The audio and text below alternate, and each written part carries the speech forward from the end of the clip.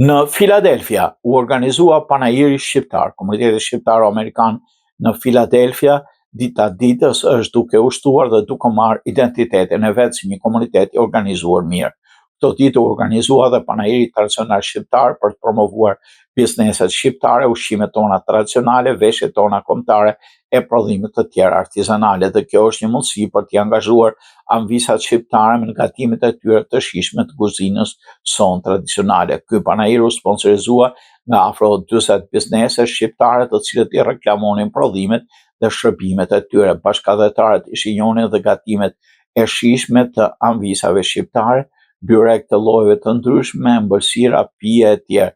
Të pranishme t'i agrotoi DJ Bruno dhe këngëtari Mikel Begaj me repertorin e tyre të zgjedhur me këngë valle nga gjitha trojet shqiptare. Të gjithë kaluan disa çaste shtose e harktuese atmosferës shqiptare. Në Filadelfia, zonja Zamira Andranyi ishte fituese e çmimit të parë të gatimeve tradicionale shqiptare.